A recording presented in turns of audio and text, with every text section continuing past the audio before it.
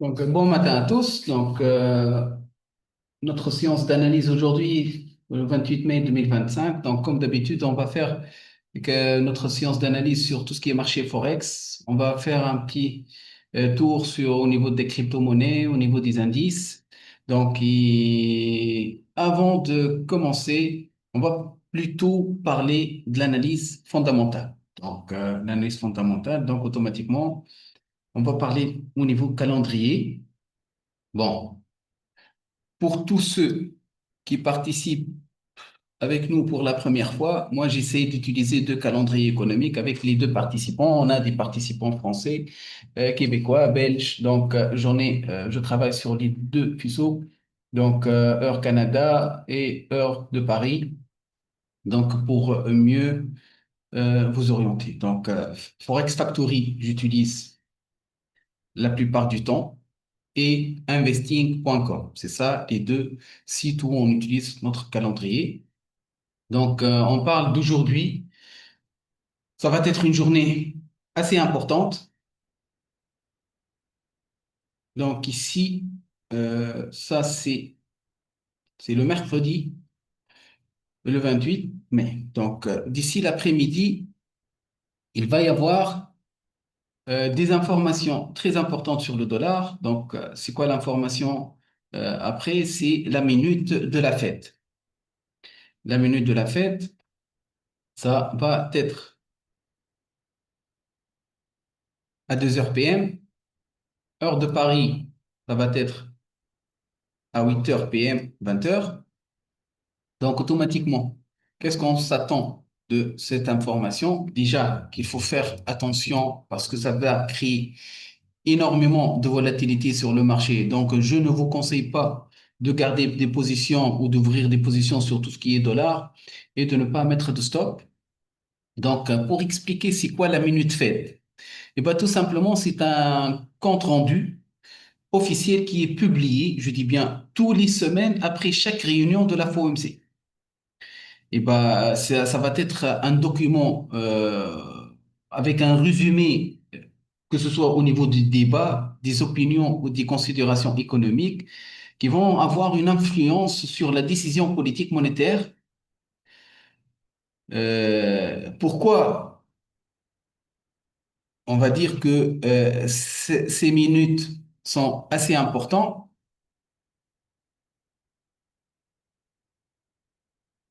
Attends, je ne sais pas pour le son.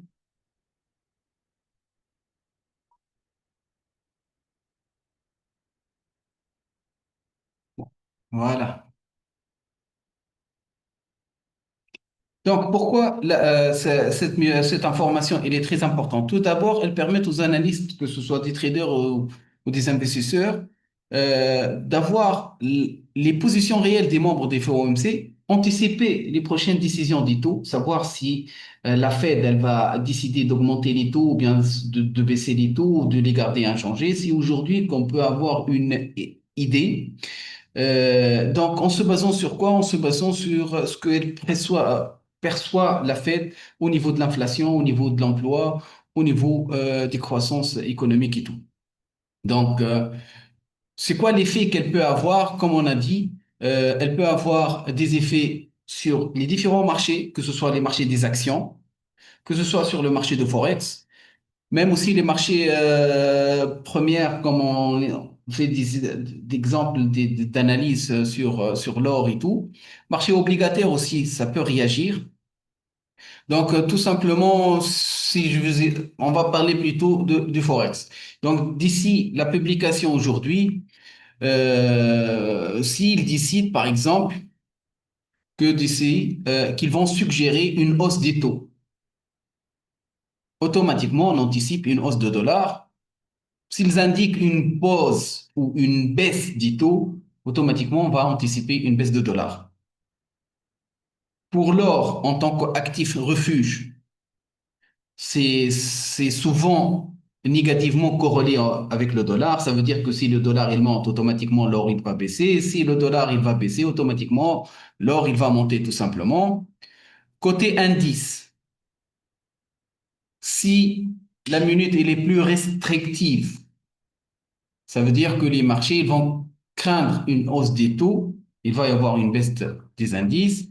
Par contre, si la minute elle est plus doux, accommodant, donc automatiquement, il y a derrière une politique monétaire plus souple, favorable aux entreprises, donc automatiquement, on anticipe une hausse des indices tout simplement. Donc c'est ça la minute pour expliquer son impact. Donc je le dis, je le redis. Donc l'après-midi, il va y avoir pas mal d'informations, pas mal de volatilité sur le marché. Donc, pour OMC, minute ici, c'est très important. Donc, il faut faire attention pour éviter de prendre des décisions en se basant sur tout ce qui est analyse technique et il faut vérifier l'information qui va être publiée parce que le marché, il va réagir selon l'information qui va être publiée. Donc, ça, c'est pour aujourd'hui. Donc, on consulte le calendrier de demain. Donc, le 29 mai, et comme chaque jeudi, on a les inscriptions hebdo au chômage, qui est un indicateur assez important au niveau des États-Unis. Il va y avoir la publication de PIB aussi. Donc, demain, il faut se préparer à 8h30. Il va y avoir aussi des informations très importantes sur tout ce qui est dollar. Pour ceux qui participent avec nous pour la première fois, il y a le cours où on parle du calendrier économique et quels sont les indicateurs macroéconomiques les plus importants. Le PIB, il fait partie. Donc, déjà, vous voyez ici, il y a étoiles, 2 étoiles et 3 étoiles. Ça, c'est au niveau de l'investing.com. Donc, il faut toujours faire attention avec les indicateurs quand on voit 3 étoiles. Donc, des indicateurs avec 3 étoiles, ça veut dire que c'est un indicateur assez important et cet indicateur, il peut y avoir un impact instantané sur les marchés. Bon, ça, c'est au niveau de investing. Par contre, sur Forex Factory, on va plutôt trouver des indicateurs avec des couleurs rouges, orange et jaune. Bon, si vous voyez des couleurs en rouge, ça veut dire que l'information, elle est très, très importante et il faut faire attention. Donc, c'est ça la différence. Donc, demain, comme on a mentionné, il va y avoir pas mal de volatilité aussi sur le marché, donc il faut faire attention. Donc, si vous tenez des positions sur le dollar, il y a pas mal d'informations qui peuvent faire changer vos plans. Donc, c'est très important. Niveau vendredi, pas trop d'informations. Bon, sur le dollar canadien, on en a parlé le jeudi, il va y avoir la publication de PIB sur le dollar US, donc automatiquement on s'attend à une volatilité sur l'USD. Au niveau Canada aussi, il y a la publication de PIB, donc il faut faire attention aussi, il va y avoir pas mal de volatilité pour le vendredi. Donc, si vous avez des positions sur tout ce qui est CAD, Euro CAD ou USD CAD, donc il faut faire attention, ce sont des parités qui bougent énormément. Ça, c'est pour la semaine. Donc, on a pas mal d'événements pour le reste de la semaine. Donc, on ne va pas analyser tranquillement nos marchés, donc avec des événements, ou bien ce que je vous conseille, tu trades sur le court terme. Donc, si je vois qu'il y a des informations qui vont être publiées, automatiquement, on ne va pas plutôt aller sur des intervalles de temps de daily ou H4, c'est plutôt, on va plutôt aller sur des intervalles de temps H1 30 minutes, réduire nos objectifs, faire des analyses sur le court terme et comme ça, on serait plus rapide. En plus de ça, il faut faire attention, même si il y a une position, tu vas la garder pour demain. Personnellement, si elle est gagnante, la position, et si tu as la possibilité de fermer la position, il vaut mieux pour ne pas prendre trop de risques. Donc moi, ce que je vous conseille, c'est de fermer tes positions avant la publication. Après, tu peux les relancer tout simplement. Donc, ça, c'est au niveau de calendrier. Donc, pour la fin de la semaine. Par contre, pour le 29, le 30, ça, c'est pour la semaine prochaine. On va voir lundi, mardi, pas plus. Donc, lundi, il y a le discours de Powell à 13h. Il y a l'EPC, l'indice de prix. L'EPC, c'est l'indice de prix à la consommation suisse. Il y a aussi la publication des taux. Non, non, non, ça c'est conférence de presse. Parce que, regarde, le discours du président de la Fed, Jérôme Powell, c'est pas en se basant, c'est un meeting. Donc, faut pas faire attention trop beaucoup ici parce que, regarde, moi, pour ma part, la prochaine réunion, la prochaine réunion de la Fed, ça va être le 18 juin. Pour le CHF aussi, la Banque suisse, ça va être le 19. Donc, la Banque centrale européenne, ça va être le 5-6, tout ce qui est politique monétaire. C'est ça les prochaines réunions. Donc, il faut faire attention. Donc, ça, c'est à ce niveau-là. Donc, ça, c'est les prochaines réunions des banques centrales. Donc, lorsqu'on voit, par exemple, par exemple, Jérôme Powell ici, un meeting donc, ou un discours, donc, c'est pas en se basant sur la Fed, donc, il peut ne pas avoir un impact assez important. Donc, c'est ça ce qu'il faut prendre en considération. Donc, voilà, on a terminé avec calendrier économique. Donc, si vous avez la possibilité pour tous ceux qui participent avec nous, vous pouvez nous joindre sur le Discord. On a le Discord, je vais vous laisser le lien d'invitation ici. Attends, invité. Voici le lien. Vous allez le trouver sur le chat. Vous pouvez nous joindre sur le Discord, notre communauté. Donc, chaque semaine, on publie les analyses de la semaine. Par exemple, et on va essayer de toujours faire un petit feedback, on essaie de voir les analyses qu'on a fait la semaine dernière et comment les marchés ils ont réagi. Donc, ça, c'était la journée du 21 mai, c'était le mercredi dernier. Donc, on a fait quelques analyses. Donc, on commence avec la première, c'était l'analyse sur le livre sterling yen japonais. C'était le GBP par rapport au yen japonais, le GPY. Donc,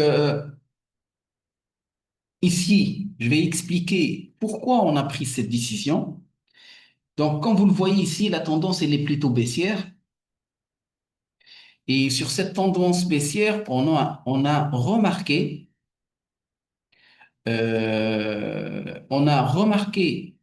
un essoufflement de la tendance baissière. Ici, on voit un essoufflement de la tendance baissière. Les sommets, ils étaient de plus en plus bas. Il y a eu une formation de ce qu'on appelle un triangle. Donc, c'était pour moi une très belle opportunité de prendre une décision de vente ici. Où est-ce qu'on peut viser? Pourquoi? Parce que déjà, je suis exposé à une ligne de résistance, une zone de vente assez importante, vu que le marché l'a testé à plusieurs reprises. Et avec l'indicateur FIBO, c'est un indicateur de niveau. Ça, c'était une résistance aussi qui fait office d'une résistance qui est assez importante. Donc, j'étais sur une très belle zone de vente. Donc, on en a pris une décision de vente ici. Où est-ce qu'on a visé? On a visé cette zone comme objectif. Je vais essayer de vous montrer. Bon, c'est vrai qu'il y a un décalage d'une semaine. Donc, c'était l'analyse, on l'a fait, c'était sur le GBP-GPY sur un intervalle de temps H1. Donc, comme vous le voyez, regardez ici, c'était ici notre analyse. On a pris cette analyse ici. On a visé quoi? On a visé la baisse à partir de cette zone et cherché ça comme objectif. Effectivement, regardez, le marché il est allé chercher notre objectif et notre analyse a été correcte. Donc, j'essaie de vous expliquer qu'est-ce qui nous a permis de prendre une décision en se basant sur ce qu'on appelle l'analyse graphique. Ici, j'en ai pas utilisé d'indicateur mathématique sauf analyse graphique. Et bien sûr, j'en ai détecté une figure de continuation qu'on appelle ça un triangle. Et dès que le marché il a respecté cette zone, on a pris une décision et on a cherché la baisse. Et effectivement, le marché il a baissé. L'analyse qu'on a fait après, c'était plutôt l'USD CAD, donc le dollar américain par rapport au dollar canadien. L'intervalle de temps qu'on a fait, c'était un intervalle de temps sur une journée. C'est très simple. Nous étions sur une tendance plutôt baissière. Et qu'est-ce que je vois ici? Je vois ce qu'on appelle un marabozo. Ça, c'est une figure de continuation. Ça veut dire que si cette bougie, elle clôture sous cette forme-là, ça va nous indiquer une continuité de la baisse. C'était pour nous, l'objectif, c'est d'attendre la clôture de la bougie et finalement prendre une décision de vente et chercher un objectif comme celui-là. Pour ma part, j'ai pris cette bougie à 100%, j'essaie d'utiliser des rectangles et j'en ai pris 70% comme objectif avec un stop à ce niveau-là. Mon stop, c'est quoi? C'est mon niveau d'invalidation parce que, écoute, je vais passer vendeur ici, mais si le marché, il revient à invalider cette bougie, pourquoi rester? Donc ça, c'était ma zone d'invalidation. Donc j'allais prendre une décision de vente ici, je mets un stop ici, je vais viser cette zone. Regardez, on va voir la réaction. USD-CAD, un intervalle de temps H1, et on va voir la réaction. Regardez, c'est ça notre bougie. C'est ça la bougie avec laquelle on a pris la décision. C'était celle-là. Il y a eu un petit peu, avant de fermer, elle a clôturé, elle a pris un petit peu comme correction. Donc, je l'ai dit, j'essaie toujours de donner mon signal. J'essaie toujours de demander, d'attendre les clôtures de la bougie avant de prendre la décision. C'est très important d'attendre les clôtures. Donc, on a attendu la clôture, vu que c'était une bougie sur le daily, une journée. Donc, il faut attendre la fin de la journée pour prendre la décision. Tu prends ta décision à la clôture de cette bougie. Qu'est-ce que tu vises? Tu vises la vente et effectivement, regardez, notre analyse, c'était ça. On a visé cette zone, on a visé cette zone comme 70% et le marché, il a répondu finalement, il a fait plus que ça. Il a même allé chercher plus que 100%. Donc, l'analyse a été correcte. Donc, pour la position sur l'or, on a fait une analyse aussi sur l'or. L'or, on a identifié un épaule tête-épaule. Vous le voyez ici, ça c'est un épaule tête-épaule. L'épaule tête-épaule, c'est une figure de retournement de la tendance. Pour ma part, cette bougie, pour moi, c'était un signal de retournement. Ça veut dire que le marché il va baisser. Bon, j'en ai tracé cette ligne de coup et j'ai attendu que le marché, nous étions à cette zone. C'était un pullback pour nous. Donc, mais finalement, avec cette bougie, j'ai pas pris la décision de vente, j'ai attendu que le marché, et on a donné le signal qu'il faut attendre que le marché, il respecte cette ligne, il doit clôturer au-dessus de cette ligne pour qu'on puisse prendre une décision. Mais malheureusement, le marché, il a continué sa montée, donc on n'a pas pris de décision dans cet exemple et on a bien fait. Regarde, je vous explique, c'était sur un intervalle de temps H1, parce qu'au final, il l'a invalidé. Notre scénario vient d'être invalidé. La voilà,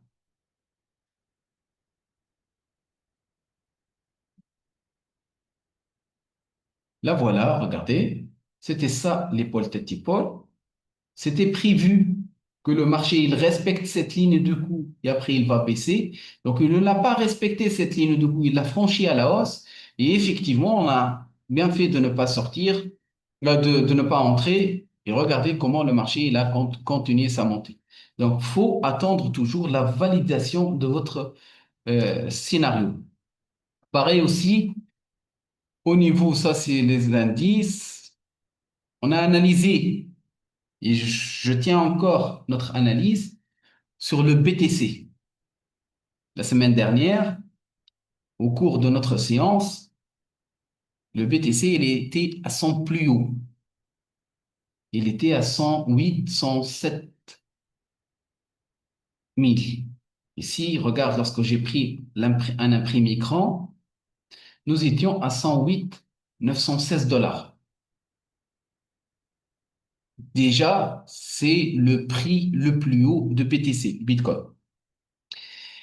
Et sincèrement, on a pris la décision ici parce que, regarde, à la clôture, on a dit que si le marché il clôture, comme c'est le cas ici, il va y avoir une continuité de la hausse. Il n'y a pas de scénario de retournement ou quelque chose comme ça. Et effectivement, le marché, après les 108, il est allé chercher les 111, 112 à peu près. Il a touché les 112. Bon, je tiens encore mes positions, je vise encore les 115 000 et il peut aller jusqu'à 125 000 en se basant sur les extensions de Fibo. Ça, c'est le premier extension de Fibo, 1,27%. Il y a le 1,41% et 1,61%. Donc ça, c'est les objectifs qu'on vise. Donc si je prends le BTC en analyse sur le daily, c'est aussi simple que ça. Ça, c'est notre analyse sur le BTC.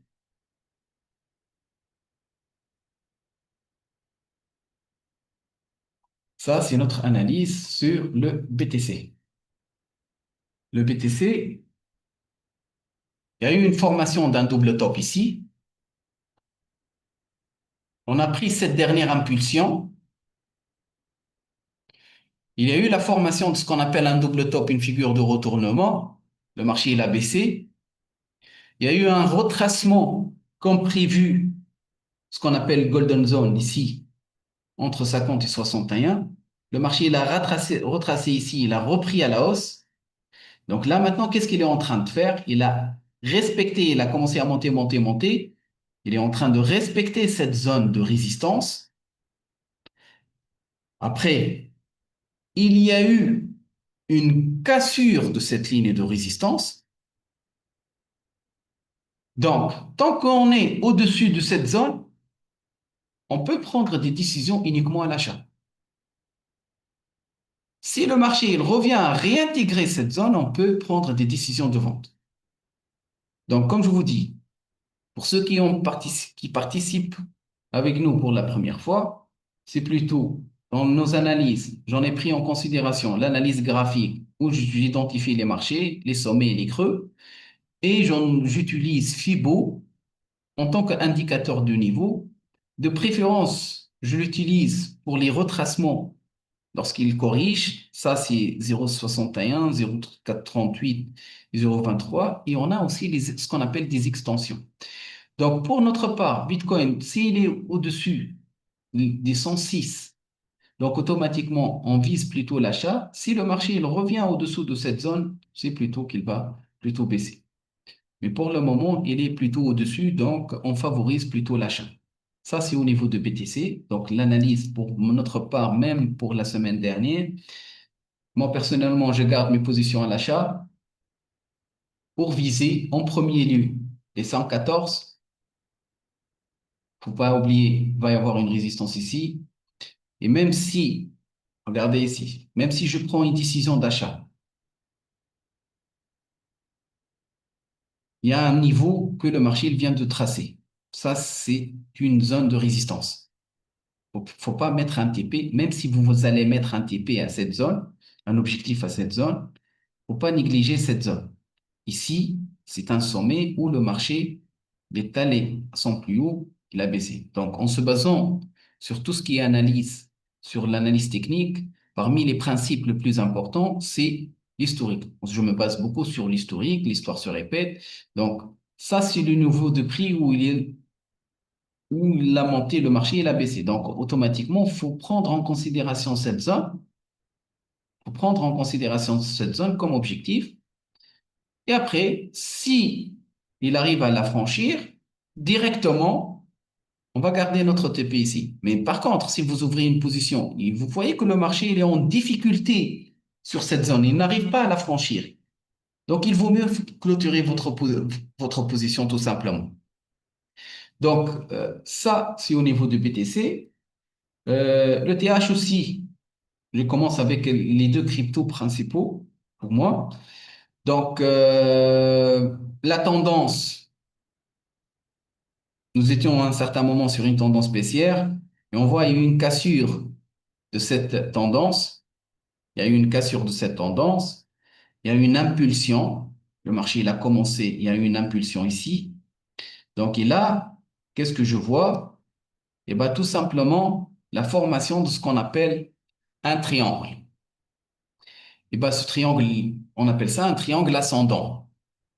Ce triangle que je vois, c'est une figure de continuation. Bon, ça sera validé que si le marché, il franchit à la hausse. Ça veut dire que là, je suis plutôt sur une zone d'oscillation range. Le marché, il oscille à l'horizontale. On ne peut rien faire. Mais si le marché, il revient à franchir, il arrive à franchir cette zone, pour moi, c'est le signal de la continuation, que le marché il va continuer ici. C'est très simple. Donc, on attend une confirmation. S'il y a une cassure ici, on peut prendre une décision d'achat à partir de cette zone. Notre stop, il vaut mieux le mettre par rapport au... Ça, c'est le dernier creux. Donc, mon autre stop, il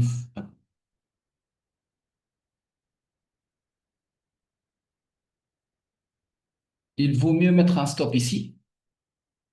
Et pour le TP, la prise de position, il vaut mieux aussi attendre que le marché il franchit. La bougie qui nous a donné le signal, elle doit clôturer. On attend la clôture de la bougie qui nous a donné le signal. Et pour notre TP, on peut viser cet écart, cette bougie, et on peut viser 70%. C'est comme c'est mis ici comme objectif. Ça veut dire que si le marché il arrive, en parlant de l'ETH, si le marché il arrive à dépasser les 2765 $, on peut viser les 3135. Tant que le marché il est dans cette zone, il ne faut pas prendre des décisions. Ça n'a pas encore confirmé. Donc, c'est très important. Ça, c'est le niveau. Donc, ça, c'est pour les deux cryptos qu'on a pris, les deux analyses. Donc, comme on a dit, l'analyse pour le BTC, on la garde, ça tient encore la route. Le TH, on vient de faire une petite mise à jour. Donc, on va passer au gold. Alors, donc, l'or, je vais réduire un petit peu l'intervalle de temps. Je vais essayer de travailler pour les analyses de la semaine sur des intervalles de temps H1 et 30 minutes, comme ça, parce que je sais que dans les deux jours à venir, il y a beaucoup de volatilité sur le marché, beaucoup d'informations, donc on va les prendre en considération et travailler sur ça. Donc ici, sur l'or, déjà, en analysant les graphiques, je me retrouve sur une tendance plutôt baissière. Donc, pourquoi? Une tendance baissière, elle est caractérisée par des sommets de plus en plus bas et des creux de plus en plus bas. C'est là, les sommets, je vois, ils sont de plus en plus bas et les creux. Si j'agrandis un petit peu, je regarde mieux, je me retrouve ici sur ce qu'on appelle un épaule tête-épaule. Vous voyez ici, ça, c'est un épaule, ça, c'est la tête, et ça, c'est un autre épaule. Donc, épaule, tête, épaule. Pour nous, c'est une figure de retournement de tendance. Bien sûr, elle n'est pas encore validée. Quand est-ce que ça va être validé? Eh bien, tout simplement, si le marché il arrive à franchir cette ligne de coup. Vous voyez cette ligne? Bah, tout simplement, je relie le minimum entre chaque épaule et la tête et ce minimum-là, ce minimum-là et ce minimum-là. Je trace cette ligne que j'appelle ça la ligne de coup. Dès que le marché il casse cette zone, c'est à ce moment-là que je peux prendre une décision. Attends, je vais voir. Bon, bon, j'ai eu une question, euh, Monsieur Join. Est-ce que les extensions de FIBO sont applicables pour l'intra-séance 30 minutes, 1 heure et pour le marché des actions? Oui, oui, bien sûr. Écoute, si vous voulez faire des prévisions avec des extensions, oui, c'est possible. 30 minutes, H1, selon l'intervalle de temps que vous voulez, par exemple. Par exemple, ici, bon, moi, les extensions, je les utilise le plus vu que j'ai pas d'historique. Pourquoi j'en ai utilisé des extensions sur le Bitcoin? Parce qu'on était sur des zones le plus haut, des zones historiques. Le marché il ne l'a jamais atteint. Donc, c'est pour cette raison que si je vise plus,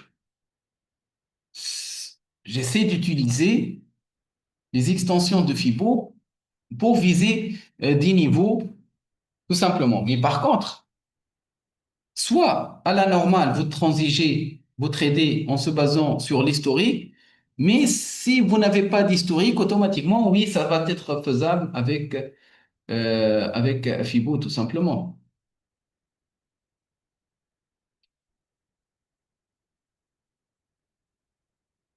Voilà, donc j'espère que j'ai répondu à la question.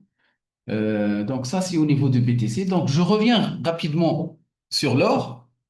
Donc l'analyse de l'or, donc ça, pour ma part, c'est un épaule, tête-épaule, comme on a dit, c'est une figure de retournement. Vaut mieux attendre la validation de cet ordre avec la cassure de cette ligne de coup. Je dois mettre un stop.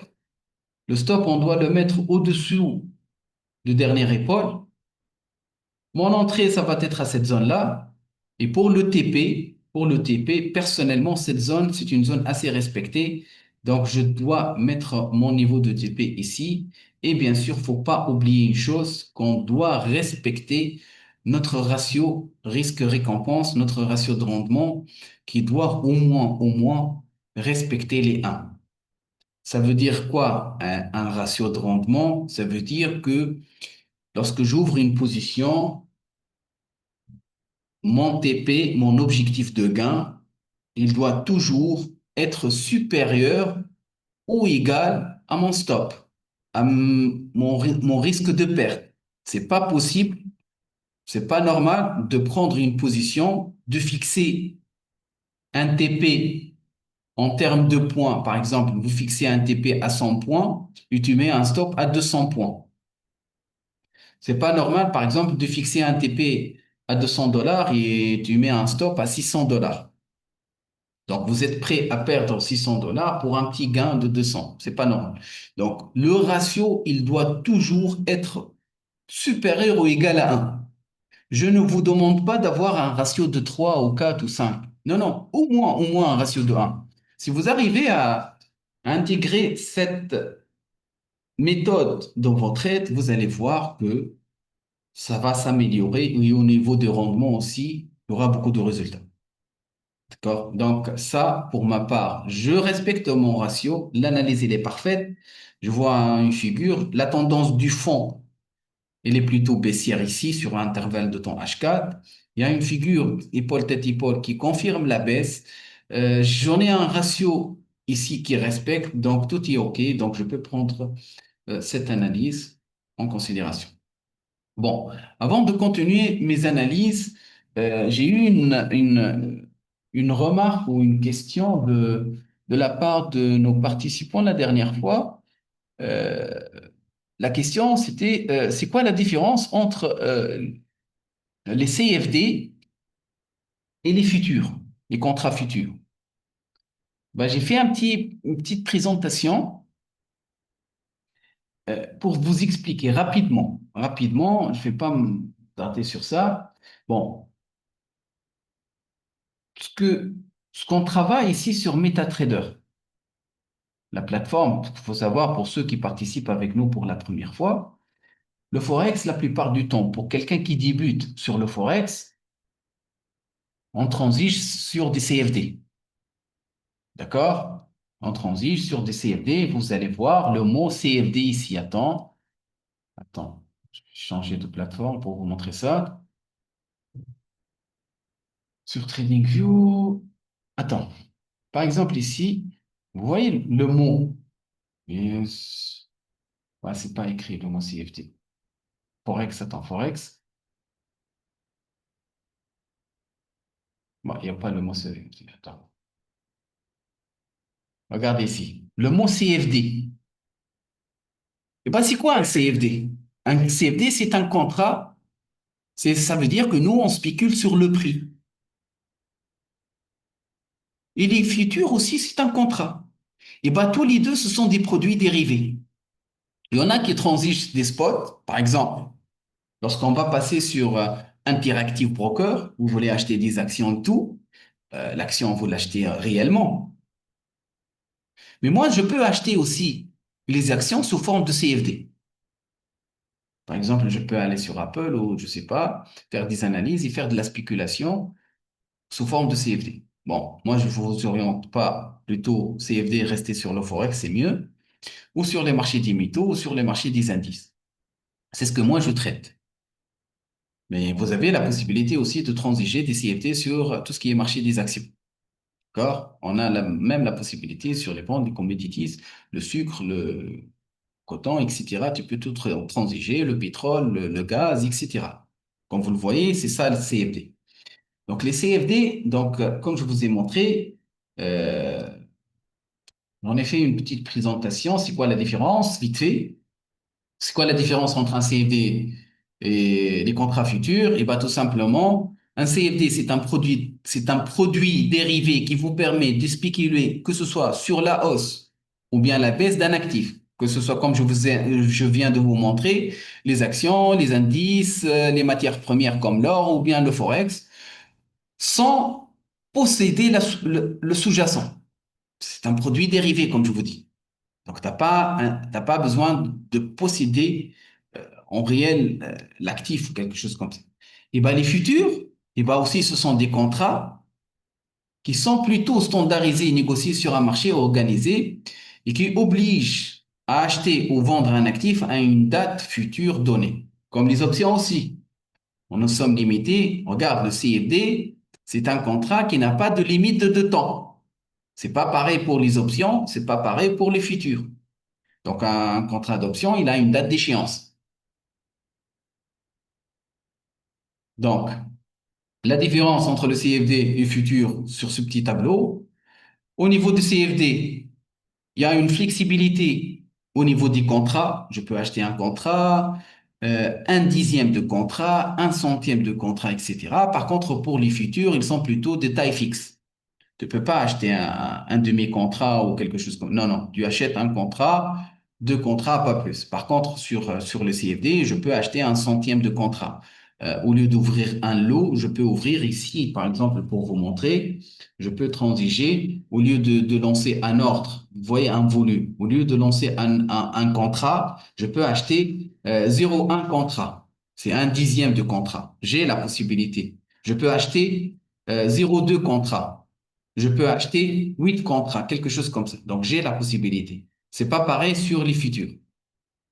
L'effet de levier. Les CFD, c'est ça le problème, c'est que le CFD, il y en a des effets de levier énormes. Les courtiers, ils vous proposent des effets de levier de fois 100, fois 200, fois 500, etc. Pour ceux qui ne connaissent pas c'est quoi un effet de levier, c'est un multiplicateur. Ça veut dire que si tu mets en jeu, par exemple, 1000 $, on va dire, euh, tu mets par exemple 1000 $, euh, fois avec un effet 1000 $ avec un effet de levier de 100, ça veut dire que tes 1000, ils vont être multipliés fois 100, ce qui va vous permettre de trader avec 100 000. C'est comme si tu trades avec 100 000 $. Bien sûr, regarde, tu vas gagner, c'est comme si tu as 100 000 et vous n'aurez pas de limite de gain, mais en cas de perte, vous serez limité à votre capital. Et c'est ça le problème. Il y en a des gens qui ne connaissent pas très bien l'effet de levier, donc automatiquement, ils vont perdre beaucoup d'argent parce qu'ils ne comprennent pas c'est quoi l'effet de levier. D'accord? Je vous explique une autre chose. Par exemple, si je prends le Bitcoin, il est à 100 000, on va dire, 100 000 $, BTC. Un BTC, il est à 100 000 $. D'accord? Donc, moi, qu'est-ce que je vais faire? Je vais aller pour 1000 $, je vais acheter pour 1000 $. je vais acheter un BTC, je vais utiliser un effet de levier de 100. Ça veut dire que mes 1000 $, ils vont être multipliés fois 100 et je vais me retrouver avec 100 000 $. Donc, avec mes 100 000 $, j'ai la possibilité d'acheter un BTC. Et ben, c'est très simple. Si le BTC, je l'achète à 100 000,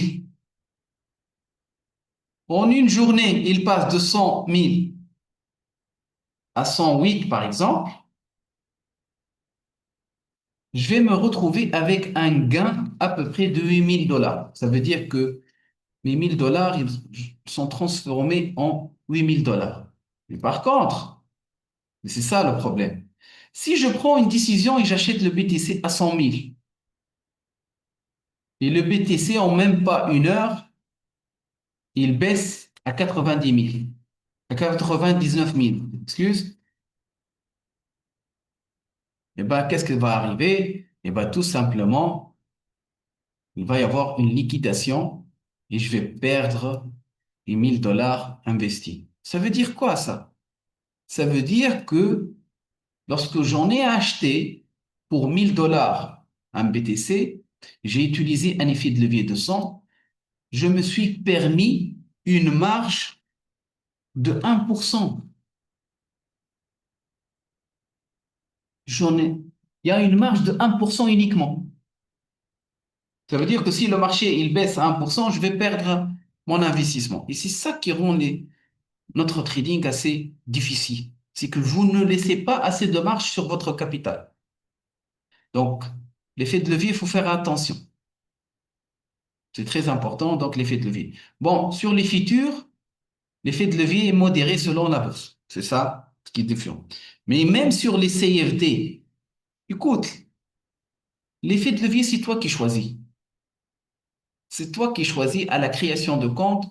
Tu demandes un effet de levier de 10, de 20, de 30, de 100. Ça dépend de votre choix. Donc, on continue. Au niveau des dates d'échéance, comme on a dit, un CFD, un contrat, aucune date d'échéance. Par contre, les futurs, que ce soit mensuel, que ce soit trimestriel. Au niveau des frais, bon, ça reste le CFD, c'est très concurrentiel. Pour quelqu'un qui débute, il est assez concurrentiel. Il y a un spread à payer. Il y a overnight. Ça veut dire quoi l'overnight? Ça veut dire qu'à chaque position que vous allez garder pour la nuit, eh ben, il y a des intérêts que vous allez payer. Écoute, au final, le courtier, qu'est-ce qu'il va vous? Il va vous prêter de l'argent. Tu as 1000 $ uniquement. Tu vas prêter le reste. Donc, le monsieur, le courtier, il va vous prêter de l'argent.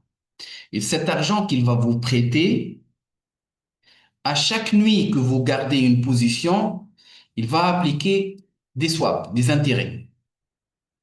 Bon, il y a autre chose. Ça veut dire que tu peux aussi, en créant un compte, tu as la possibilité dans pas mal de courtiers, les swaps, ils sont no swap. Ça veut dire que tu peux trader sans swap. Voilà. Attends, une petite question de la part de Stéphane. D'accord. Si dans la journée, il baisse à 99 000, ah, non, non. Écoute, regarde, si il baisse à 99 000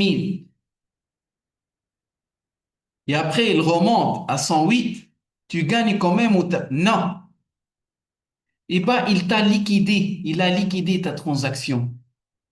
Qu'est-ce que j'ai dit? Écoute, vous n'avez pas de limite de gain. Vous pouvez gagner ce que vous voulez, mais vous serez limité à votre capital en cas de perte. Ça veut dire que si tu ouvres une position à 100 000 et le marché, il descend à 99 000, il n'a pas assez de marge.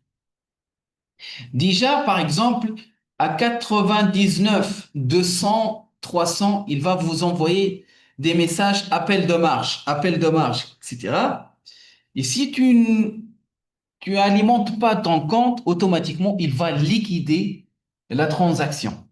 Donc, malheureusement, non.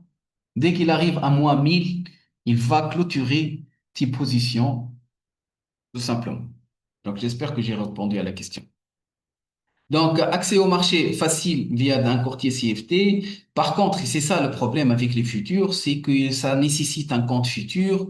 Le compte futur, c'est plus complexe et en plus de ça, il y a des frais mensuels qu'il faut pour payer pour avoir accès à ces données-là, tout simplement. Donc, l'avantage avec les CFD accessibles avec peu de capital, interface qui est assez simple pour les débutants, et une grande variété au niveau des actifs, que ce soit, comme on a dit, indices, forex, crypto, etc. L'inconvénient, c'est qu'il y a des frais si vous gardez des positions la nuit. Bon, moins de transparence sur le prix, ça dépend du courtier. J'en ai mis cette remarque. Mais bien sûr, ça dépend du courtier. Un courtier qui est assez reconnu, réglementé, etc., vous n'allez pas avoir.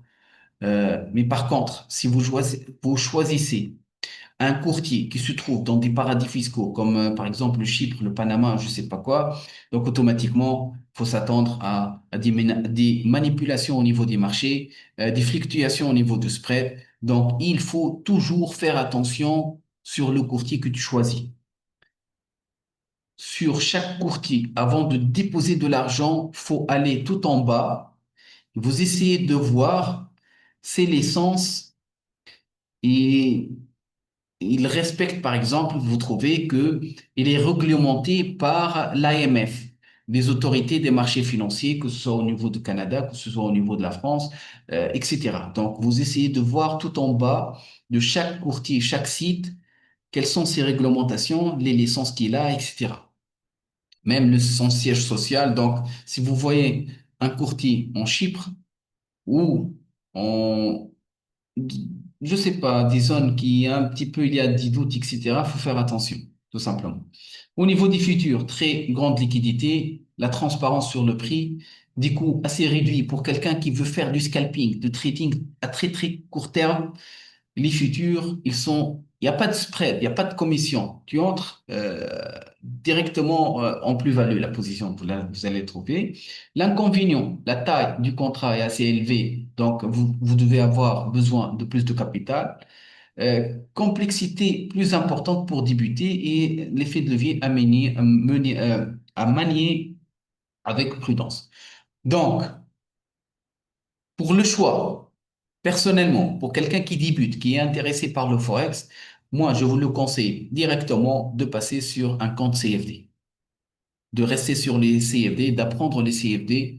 Ils sont plus accessibles. La plateforme, ils sont assez simples à pratiquer. L'interface intuitive via la plateforme comme MetaTrader 4, elle est assez simple. En plus de ça, vous avez la possibilité d'avoir un compte démo. Par contre, les futurs, tu peux trader les futurs, mais pas en tant que débutant parce que ça demande un capital tout simplement plus important. Donc, j'espère que j'ai répondu à cette question avec cette petite présentation.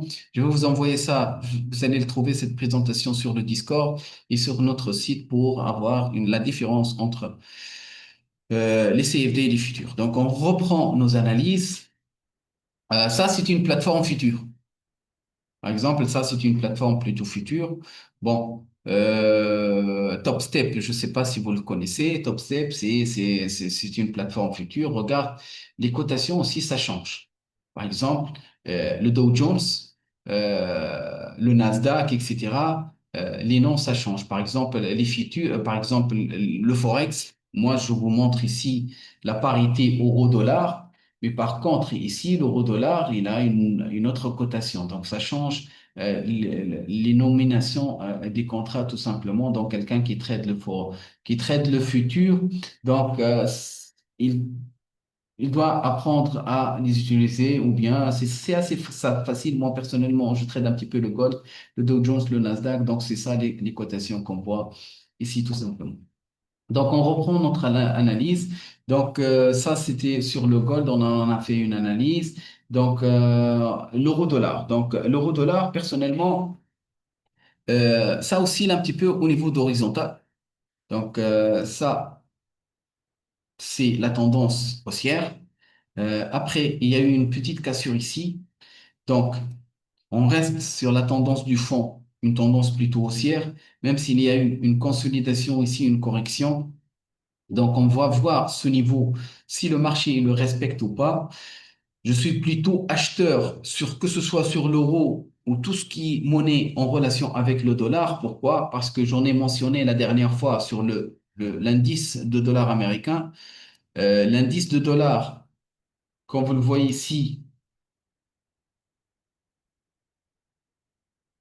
nous sommes plutôt sur une tendance plutôt baissière. La tendance, elle est plutôt baissière. Euh, on voit ici, il y a des chutes, consolidation, chute. Ça, ce qu'on appelle un drapeau, figure de continuation, le marché l'a cassé, donc il a encore un potentiel, il peut encore baisser. Donc, la continuité de la baisse, on va continuer tant qu'il n'a pas invalidé cette zone. Donc, c'est pour cette raison que moi, je suis plutôt orienté à l'achat au niveau de l'euro et au niveau de tout ce qui est parité, je vais vous montrer. Donc, ça, pour ma part, ça, c'est l'euro-dollar sur le H4. Voilà, ça c'est l'euro-dollar sur le H4. Bien sûr, tant que la bougie elle est rouge, il faut faire attention. Dès qu'il y a une bougie qui respecte cette zone, il y aura un rebond. Je favorise plutôt un achat ici. Bien sûr, on reste sur cette zone d'oscillation avec un objectif, cette zone-là, et un stop par rapport au dernier creux ici.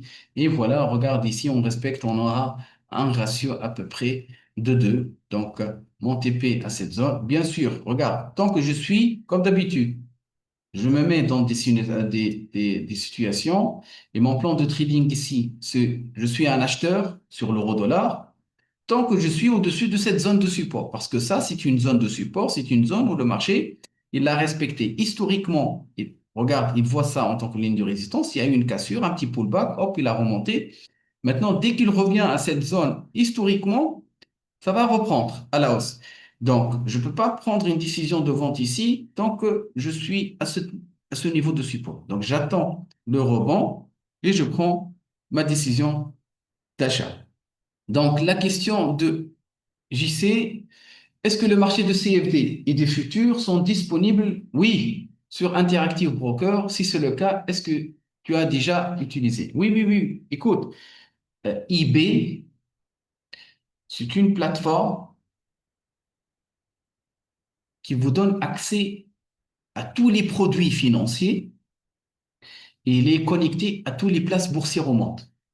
Ça veut dire qu'avec eBay, j'ai la possibilité même d'acheter des titres, des actions asiatiques, européennes, etc. Je peux trader sur tous les produits, que ce soit des CFD, des contrats futurs, des options, tout ce que vous voulez. Et l'avantage, c'est que, par exemple, à un certain moment, eBay, que moi personnellement, l'utilisation des graphiques sur eBay, c'était pas très, très bien. Mais dernièrement, ils ont mis à jour une plateforme, une nouvelle plateforme déjà. Attends, je vais vous montrer ça. La voilà, IBKR. Ici, ça c'est l'ancienne plateforme, la plateforme classique. Et ça c'est la nouvelle. Et ils ont intégré cette TradingView. Moi, je fais beaucoup d'analyses sur TradingView. Et dernièrement, ils ont intégré TradingView dans leur plateforme. Donc, c'est ce qui rend tout ce qui est analyse graphique plus pratique, tout simplement. Donc, j'espère que j'ai répondu. Donc, tu peux rester sur eBay pour faire tes analyses et trader sur les différents marchés que vous voulez. Donc ça, c'est au niveau de l'euro. Donc on envisage une prise de décision à l'achat à partir d'ici avec un objectif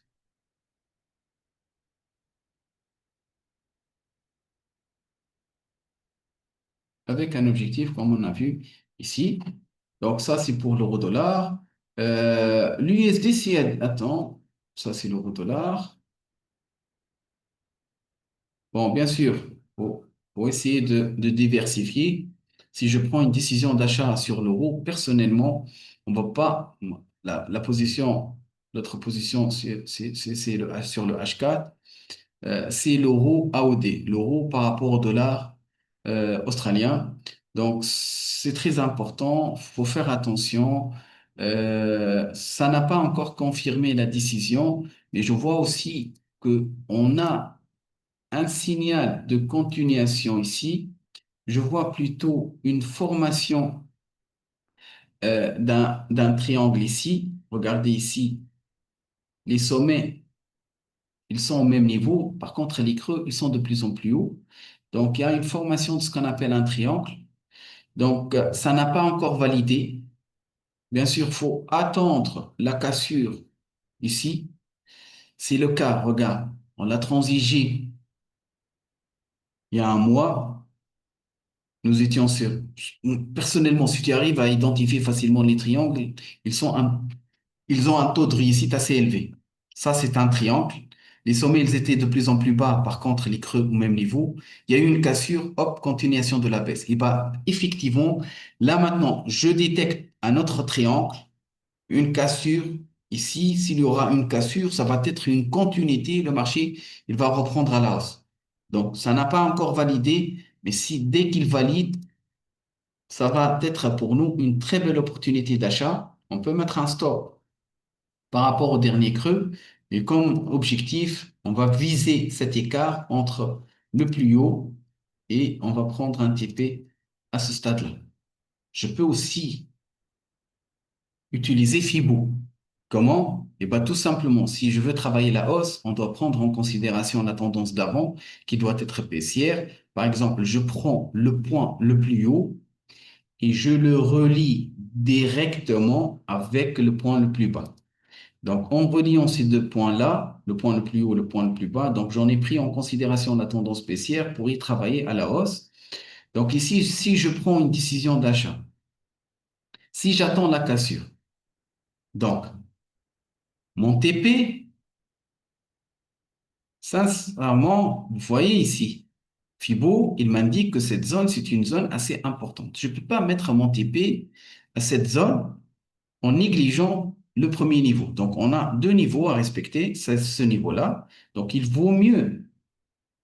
Même si vous voulez, regarde, même si vous voulez mettre un TP ici, il ne faut pas négliger cette zone. Gardez la position ouverte, essayez de voir le marché. Est-ce qu'il respecte cette zone? S'il n'y a pas de difficulté à franchir cette zone, vas-y, prends ta décision. Si tu vois qu'il y a des difficultés à franchir cette zone, il vaut mieux embaucher vos gains et sortir et attendre en dehors. Une autre question, lorsque vous transigez le Forex, les notions de volume ou d'indicateurs comme le stochastique et les moyens mobiles, etc., vous sont utiles. Oui, écoute, les indicateurs mathématiques, oui, ils sont très utiles.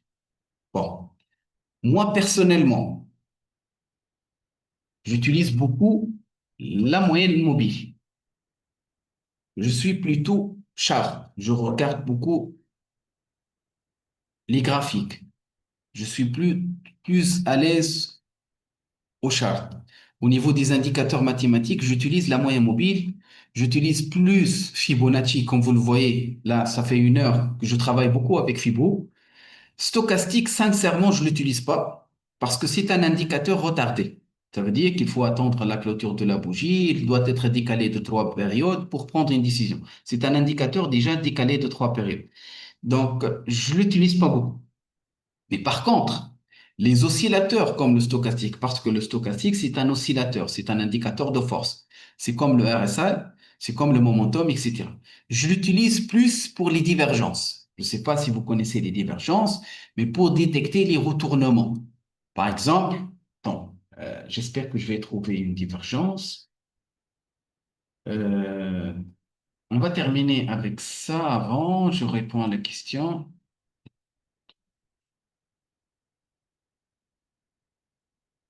Bon, avant de, je vais là.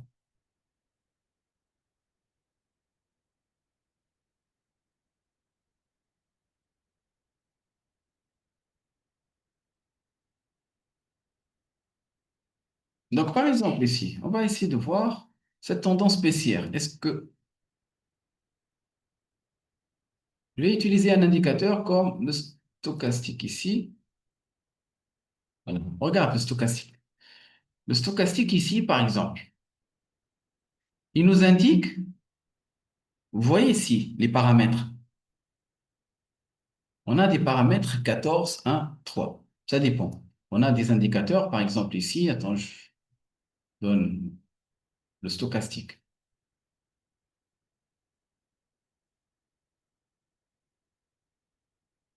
Donc, le stochastique, ici, c'est un indicateur borné. Il oscille entre 0 et 100. Les paramètres par défaut de stochastique, c'est 5, 3, 3. Ça veut dire qu'il est basé sur 5 périodes. Ça veut dire qu'il revient, il va vous indiquer si le prix il est surévalué ou sous-évalué sur 5 périodes. Ça veut dire qu'il va calculer le prix sur les 5 dernières bougies ici. Il va vous indiquer si le prix il est surévalué ou bien sous-évalué.